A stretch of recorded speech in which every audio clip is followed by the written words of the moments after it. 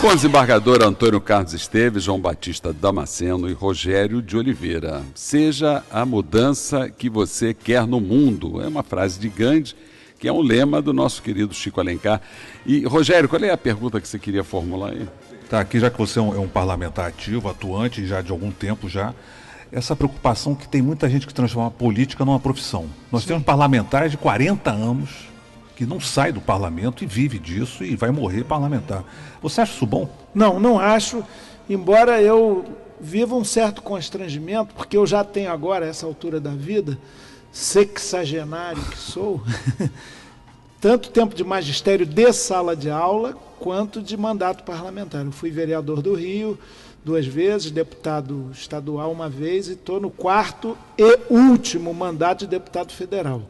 Acho que está de bom tamanho. Se não conseguir nada de mais expressivo lá, não é com um 5º mandato que conseguirei. Mas a vida pública eu vou ter sempre, e a vida política também, para mim, é uma dimensão irrenunciável da vida, de qualquer pessoa.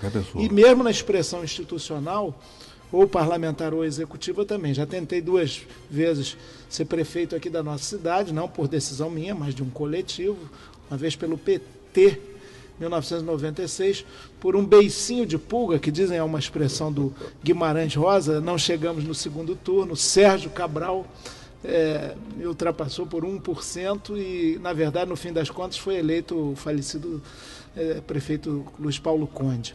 E depois, agora já na construção inicial do PSOL, em 2008, fui candidato a prefeito de novo. Foi aquela eleição que tinha no campo progressista ou de esquerda, ou assim entendido, tinha vários candidatos, né? E, bom, pelo menos a gente saiu da zona não ficou na zona do rebaixamento total, mas foram experiências assim de almejar o executivo, onde dizem que você se realiza bem mais. Você tem algo mais concreto do que no legislativo. Agora, fazer disso uma profissão, porque aí você vai se acomodando, perde a capacidade de indignação. De mobilização. Eu imagino que no judiciário também aconteça isso. Você vai se acomodando e não tem mais espírito crítico quanto à própria corporação. Vai se burocratizando, né? Vai sofrendo daquilo que eu chamei na Câmara esse dia, de normose. Agora, que é uma doença que faz você se acocorar e não ter mais vigor, iniciativa. Eu quero manter acesa a chama da indignação, da própria crítica. Acho que as instituições republicanas brasileiras estão cheias de gorduras, de falta de relação com a população. Um programa como esse, o Movimento Juízes pela Democracia, é fantástico, dá esperança na gente. Porque se deixar a instituição só ela te engravata, enforca, aprisiona, acomoda e você só vai olhar... Você vê que o Antônio Carlos está de gravata até hoje. Agora, né? deixa eu falar. Mas posso fazer uma colocação? Se me permitem. Ouvinte, não é fácil, porque as injunções, as especialidades, as idiosincrasias e tal, o parlamentar não faz o que ele quer. E às vezes o que ele quer não adianta. Mais ou menos. Né? Se sim, já é uma estrutura, mas dá para... Mas nós tivemos aqui agora, nesse minuto, historicamente falando, nós estamos com uma ameaça. Ele diz que não continua, que é o último mandato dele. Muito bem. O povo elege o senhor Tiririca, cujo nome eu não sei. Mas isso... Francisco, ele é meu xará, Francisco das Chagas.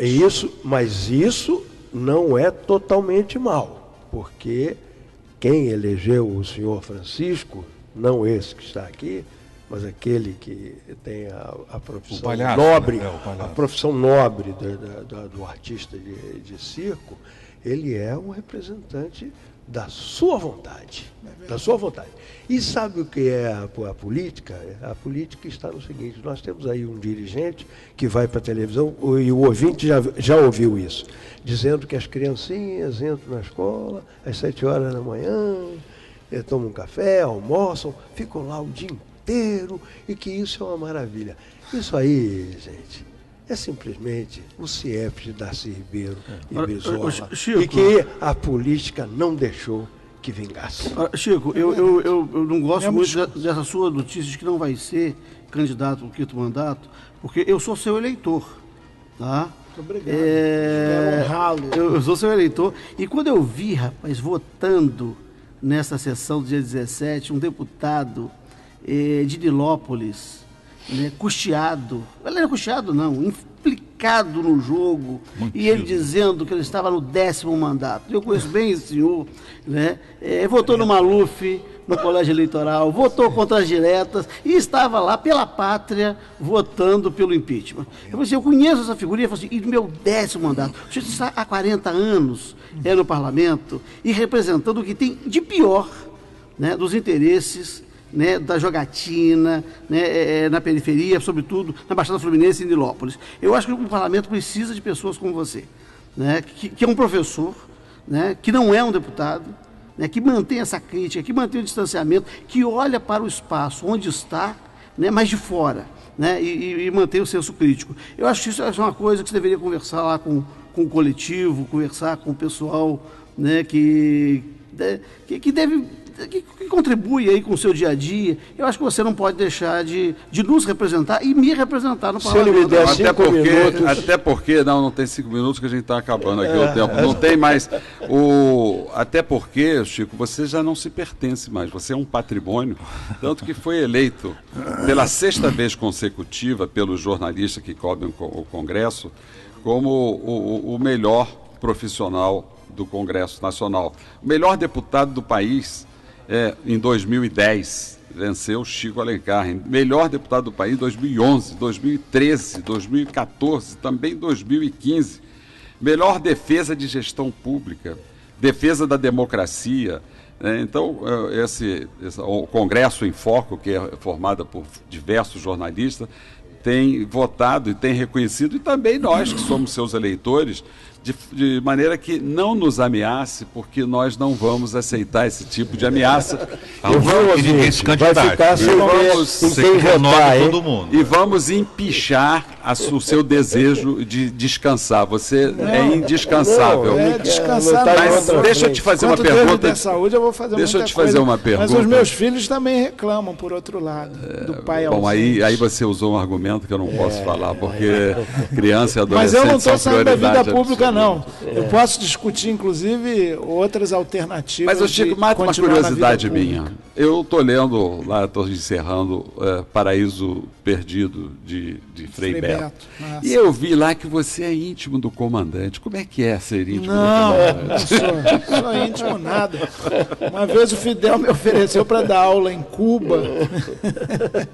E ele falou, mas lá você vai ganhar menos que no Brasil. Eu falei, poxa, fica difícil. Não, mas o preço das coisas também é muito menor. É outro modelo. Não sou íntimo. Eu sei, não, você teve. Quem é íntimo é o Frei Beto. Não, eu exagerei. Mas você teve com o comandante algumas vezes. E como é que é essa relação com... Bom, primeiro... O comandante que eu estou falando, nosso ouvinte, para mim é comandante sempre. É o Fidel Castro. Ele é uma das últimas figuras históricas, ícones, né?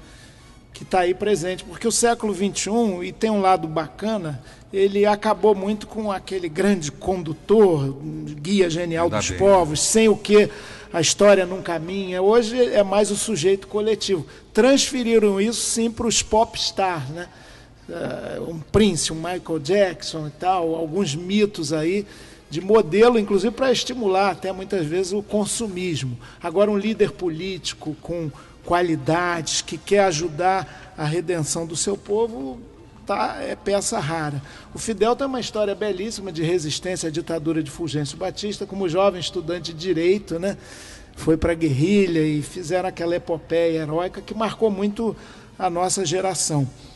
Eu conheci já adulto no poder, com muita força lá, fui a Cuba 2 vezes, inclusive fiquei impressionado por falar em livros, como o livro é um bem precioso para o cubano. E como eles, o cubano comum, conhece essa própria história, totalmente distinto do que há no Brasil. Mesmo o povo uruguaio conhece mais a sua própria história. Mas não é qualquer livro, né? Não. Aí são livros muito qualificados e praticamente dados para a população. É outra cultura, é outra história. É evidente que uma ilha que já não tem a diversidade produtiva e natural do Brasil, a 200 quilômetros dos Estados Unidos, vive uma situação muito difícil.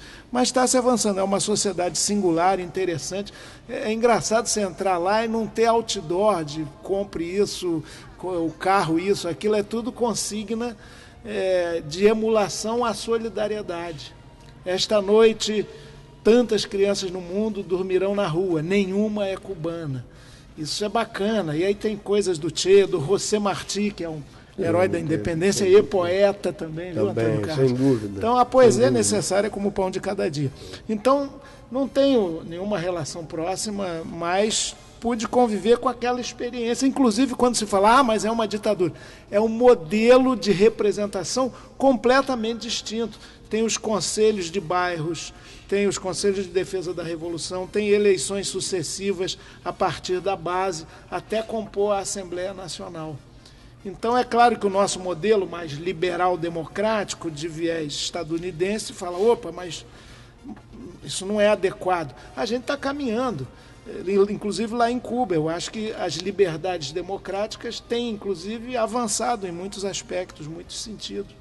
Eu acho interessante essa visita do Obama e a mediação que o Papa Francisco, você vê, o Papa, infelizmente, não é anticomunista. Aliás, esse Papa é um barato. Ele falou o seguinte, que história é essa de que os comunistas é que inventaram o bem comum? Jesus Cristo muito antes dele. Jesus Cristo, então, foi o primeiro comunista. Nome, né? Imagina que a Cúria Romana ficou de cabelo em pé. Acho que o Papa já vem do nome, né? Não, ele vem do sul, né, de um lugar distante do sul, como ele falou, do hemisfério sul, e tem essa capacidade de... Fim do mundo, ele chamou de fim do mundo. Como a Ana, tem uma história genial, quando João 23 chegou ao papado, né, ele tinha uma origem camponesa, e o Ângelo Roncalli. E aí Hannah Arendt estava hospedada, aquela famosa educadora, filósofa, em Roma naquele tempo. E a camareira do hotel veio falar, meu Deus, dona Ana, como é que pode, enfim, um papa cristão no comando da igreja? Eu acho que a gente pode repetir isso em relação ao Francisco. Como também falar da história da República Socialista de Cuba como uma história muito singular. E tudo isso nos inspira, nos estimula. Agora, como o Fidel disse quando houve a Revolução Sandinista na Nicarágua, depois de Anastácio Somoza e todas as atrocidades lá, perguntaram a ele, então, Fidel, você está vendo aqui na Nicarágua uma nova Cuba? Ele falou, absolutamente, de jeito nenhum. Eu espero que seja uma nova Nicarágua. Por isso a gente tem que construir um novo Brasil. Agora, você falou do Papa Francisco, o Stedley, Cabotino Cubué, ele diz que o Papa é gaúcho. É do lado de lá, do Rio da Prata, mas agora, é tudo gaúcho. Ô Chico, o que me preocupa nessa... O Papa é franciscano. É que, na verdade, os que fazem a revolução depois não querem largar mais, né? Tem isso. De novo, o poder. Eu acho que a rotatividade do poder 40, é sempre 50 boa. anos, porque você acaba criando gordurinhas, vícios, né? E eu vejo mesmo, isso é um problema do sistema. E no nosso tribunal já está permitida a reeleição agora. Olha o problema aí. Pois é. Mas olha, em Cuba eu não vi isso não. Eu não vi uma estátua para Fidel. Você fala dos outdoors, do Che, do Zé Martí. Não tem um Não, lá outdoor. diz respeito a essa história dos que já se foram. Dos que já se foram, exatamente. Não tem culto à personalidade. Achei bem interessante. Assim. Agora ele é um mito, né? Chega e... Claro, pela própria história, pelo protagonismo que teve com seus companheiros Serra Maestra. Ô Chico, como é que você vê, assim, nós estamos com 3 minutos apenas e queria que você falasse quais são as perspectivas, que esperança nós temos de um Brasil melhor, ou não? Que não seja o aeroporto. Não, tem esperança sim. Em primeiro lugar está no próprio povo. O Graciliano Ramos dizia o seguinte, o povo não tem amigos, o maior amigo é o próprio povo organizado. Eu acho que a gente tem aquilo que se diz, é quase um lugar comum.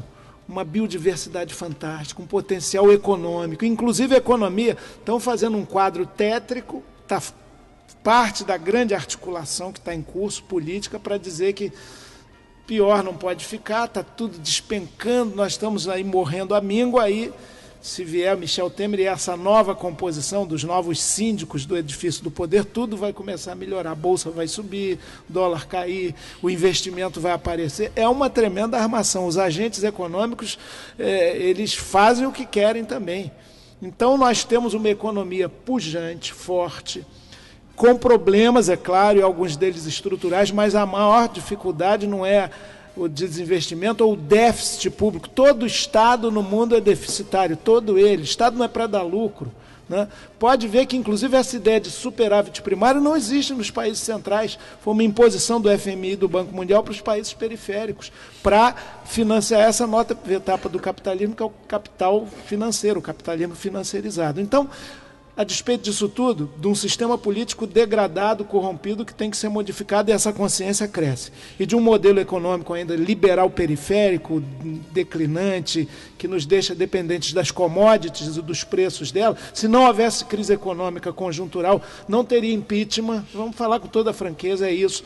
Porque os mesmos estavam dentro do governo até há pouco. Aliás, o Kassab do PSB é uma vergonha, ele era ministro até semana passada, já está negociando para voltar ao ministério agora com Michel Temer, e assim muitos outros.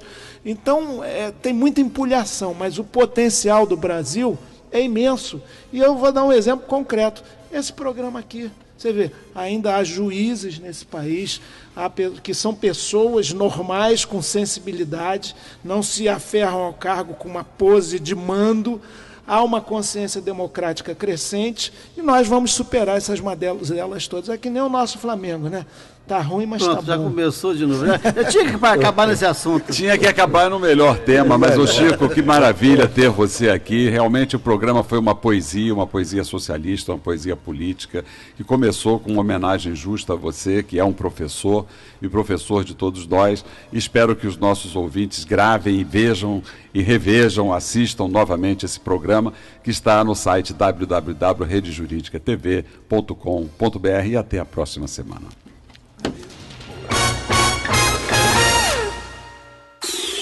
A Rádio Manchete Online apresentou Encontro com a Justiça, com o desembargador Ciro Darlan.